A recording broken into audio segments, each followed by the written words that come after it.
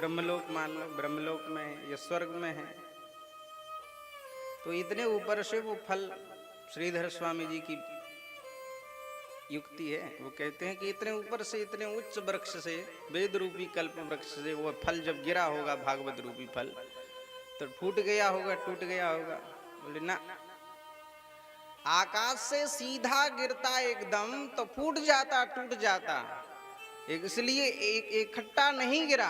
कैसे गिरा, कैसे पृथ्वी पर भूतल पर कैसे आया? बोले शिष्य परंपरा के माध्यम से इस पृथ्वी पर अवतीर्ण हुआ है वो दिव्य फल। कैसे? बोले भगवान श्रीमन नारायण ने वह फल, श्रीमद् भागवत रूपी वह दिव्य फल श्री ब्रह्मा जी को प्रदान किया, और श्री ब्रह्मा जी ने श्री देवर्षि नारद जी को प्रदान किया, और देवर्षि नारद जी ने भगवान व्यास को प्रदान किया, और भगवान व्यास ने वह फल भगवान सुखदेव को प्रदान किया, और भगवान सुखदेव ने अवसर पाकर के गंगा तट पर राजर्षि परीक्षित को माध्यम बना के अनेक ऋषि मुनि महात्माओं को परोस दिया। वहीं पर सूत जी महाराज ने भी इस फल को ग्रहण किया, और सूत जी महाराज ने नैमिषारण्य की पवित्र भूमि पर जाकर के सौनकादि 88,000 ऋषियों को सुना दिया। तो ये सीढ़ी बाई सीढ़ी आया है, धीरे धीरे शनै शनै अखंड मेवावतीर्णम। इसलिए अखंड है, न टूटा है न फूटा है। तो पिलपिला तो हो गया, बोले वो भी नहीं, ज्यों का त्यों यथावत।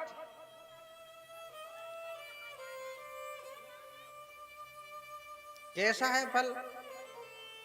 तो बोले अमृत द्रव, अत्यंत मीठा है, अमृत के समान मीठा है।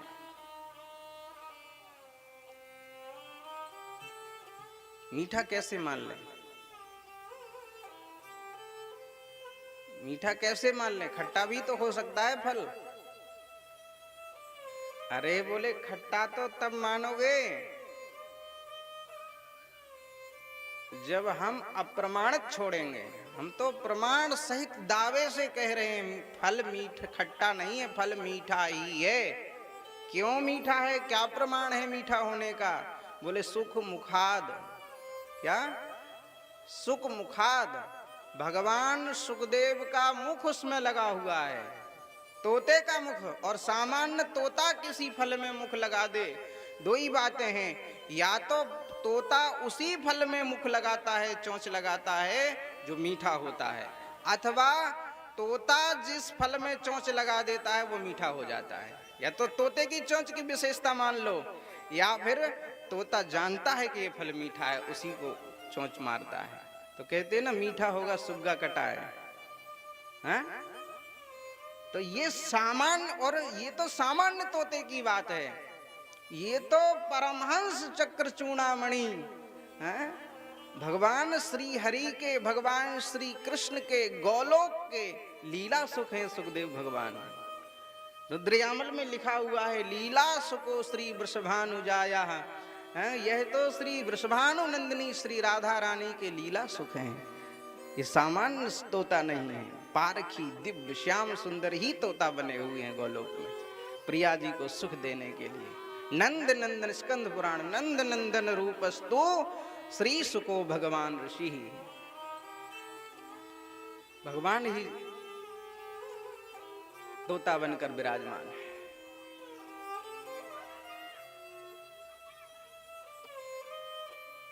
ऐसे दिव्य सुख का मुख लगा हुआ है, इसलिए अमृतम। कैसा है ये? अमृत के समान मीठा है, इसलिए पीवत। इसलिए इसको क्या करो? पियो। अब आप कहोगे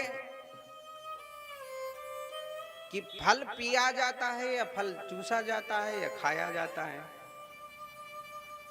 भाई भागवत जी में लिखा है पीवत, श्रीमद् भागवत रूपी इस फल को पियो।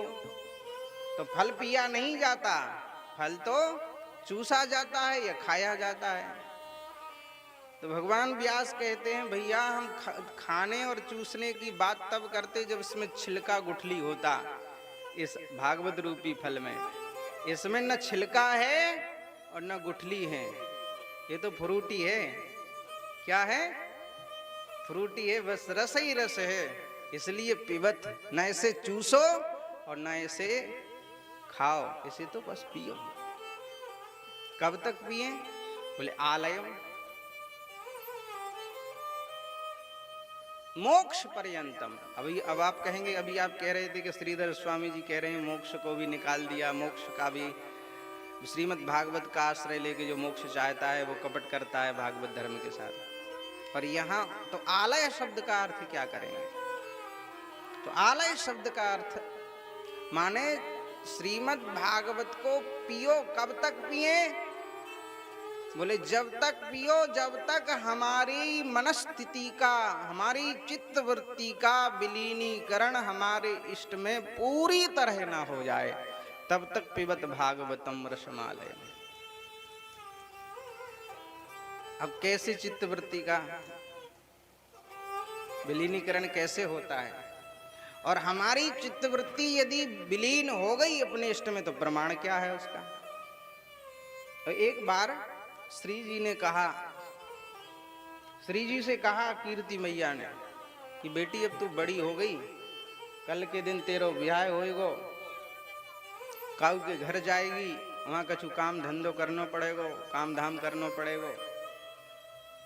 और तू अहीर की बिटिया है, गुजरी है, इसलिए कछु गोरस धंधा ही करना पड़ेगा, दही छाछ मठा का ही काम करना पड़ेगा।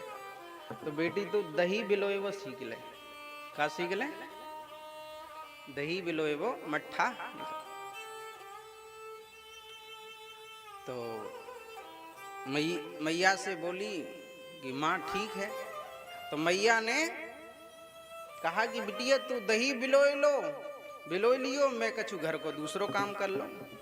तो दूसरे काम में मैया लग गई और श्री जी ने मटका जैसे मैया को बिलोते देखा था उसी पद्धति से मटका रखा बड़ा सा उठा के, और उसमें रही उठाई, उसको डाली, रस्से में फंसाई और 2 रस्सियां पकड़ के भगवान का नाम लेते हुए राधा रानी भाने लगी। और जब भाने लगी तो बहुत देर हो गई भांते भांते। तो कीर्ति मैया ने सोचा, राधा रानी की जो माँ है उनका नाम है कीर्ति। तो कीर्ति मैया ने सोचा कि चलूं देखूं, पहली बार बिटिया दही बिलो रही है, माखन आए गए होएगो तो कछु ऊट पटांग ना करे, इसलिए बता दूंगी। तो पास में जब पहुंची तो राधा क्या देखती है कीर्ति मैया की खाली भांड में ही रही चला रही है किशोरी जी बहुत समय से, उसमें दही डालने ही भूल गई। तो मैया ने कही बिटिया ये क्या कर रही है? बोले माँ तूने कहा कि दही बिलो लियो, दही बिलोई रही। तो जब माट में दही कहाँ है, मन कहाँ है तेरो? तो राधा रानी ने कही कि मैया मैं भूल गई, मोको होश ही ना रहो, मैं मनते तो स्तनते तो बरसाने में हूँ, यहाँ हूँ, महल में हूँ, लेकिन मन से बिहारी जी के पास हूँ।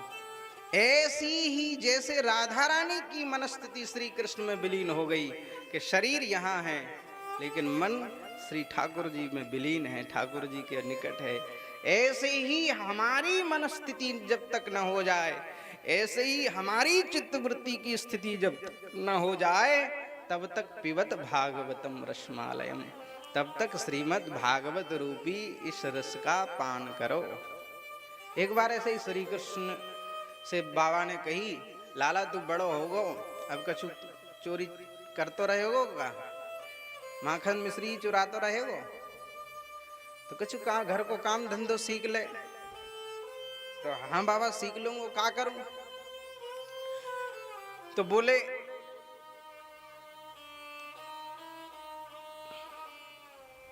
गोदोहन करबो सीख ले। ठीक है, वो तो मुझको आ गई। और बाबा तो ऐसा कह के चले गए और लाल जी दोहिनी ले ली हाथ में और रस्सा लोइना ले लियो और चल दिए ग्वारिया को भेष धर के। और जैसे ही गौशाला में चलते चलते चलते चलते जैसे ही गौशाला में पहुंचे, गैयाओं के पास पहुंचे, तो लोइना से एक बैल के पैर बांधे और उसके नीचे बैठने लगे दोहिनी लेकर के। वो पीछे से मधुमंगल श्री दामादिक सखा पहुंचे और बोले कन्हैया कहा कर रहे हो? अरे बोले तुमको पता ना आज बाबा ने काम की कही मुँहते, गाय बिलोई रहो, गाय दुहे रहो। तो सखाओं ने हंस के कहा चोरे कन्हैया, गाय बिलो रहो कि बैल होश में है? अरे भैया मैं तो भूल ही गयो। तो तेरो मन कहाँ है? सखान ने पूछो।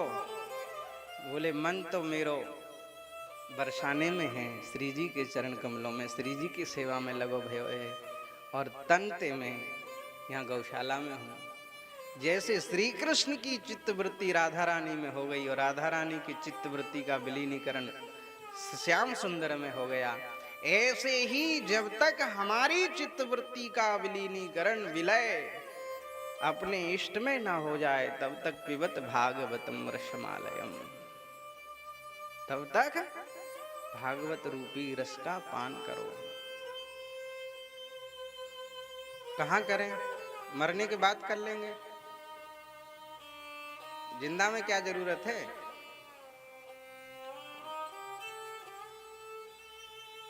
किसी से कहो भैया कुछ दान पुण्य कर लो, तो वो कहते हैं अभी क्या जरूरत है, बुढ़ापे में करेंगे। कब करेंगे? बुढ़ापे में करेंगे, और बुढ़ापे में दान पुण्य करके मर के भगवान के पास पहुंचेंगे, तुरंत नंबर लग जाएगा। ताजा ताजा भगवान को याद रहेगा ऊपर कि हम अभी दान करके आए हैं, वो हैं अमुक जी, इसलिए बुढ़ापे में कर लेंगे। होते हैं कुछ ऐसे बुद्धिजीवी, लेकिन ये नहीं पता कि बुढ़ापा आएगा भी, कि बुढ़ापे से पहले ही साफ कर दिए जाओगे। दान तो तुम्हारे हाथ में है, लेकिन हाथ तुम्हारे हाथ में है क्या? दान तो रुपया पैसा तो तुम्हारे हाथ में है, लेकिन ये हाथ जिससे दान करोगे, हाथ तुम्हारे हाथ में है क्या? नहीं है। एक व्यक्ति ने सोचा कि बुढ़ापे में दान करेंगे, अभी क्या करना दान, तो उसने इकट्ठा करके रखा था, और अंतिम में उसका लकवा मार गया, मुंह बंद हो गया, हाथ जापट हो गए, पैर जापट हो गए, पड़े थे।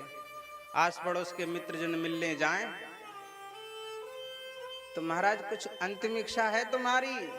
तो वो ना बोल पाए ना कुछ, बस वो जो हाथ एक चलता था थोड़ा, तो दीवाल की तरफ उठाएं ऐसे,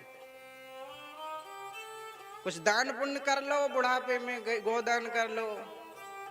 अरे वो दीवाल तरफ हाथ उठाएं, वो कुछ भी पूछे उनके मित्र जन रिश्तेदार जन, वो आज एक ही बस दीवाल तरफ हाथ उठाएं।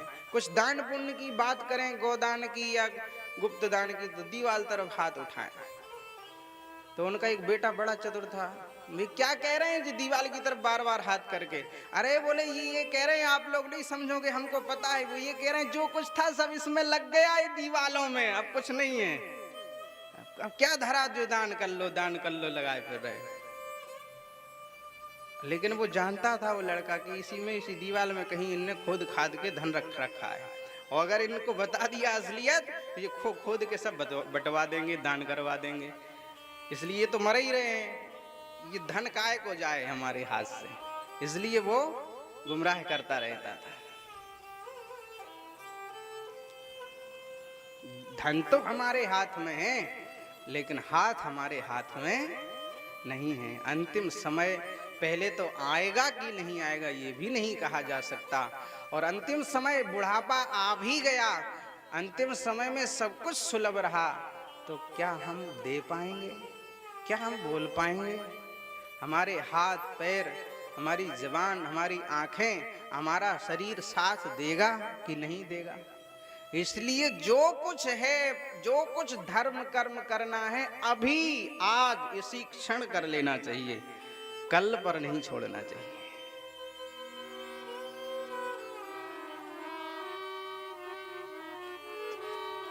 ये 3 मंगलाचरण है।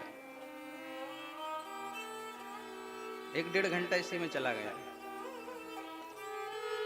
अब बचे 1.5 घंटा, और 1.5 घंटा में हम कहां तक पहुंचेंगे? अभी मोटा मोटी चर्चा की है, कोई टीकाओं का तो हमने कुछ कहा ही नहीं। यह जो श्रीमद् भागवत की कथा, ये कहां हो रही है? नैमिषारण्य की भूमि पर। कैसा है नैमिषारण्य? नैमिषे निमिष क्षेत्रे ऋषयः शौनकादयः सत्रम स्वर्गाय लोकाय सहस्र सममासता। नैमिषारण्य कैसा है?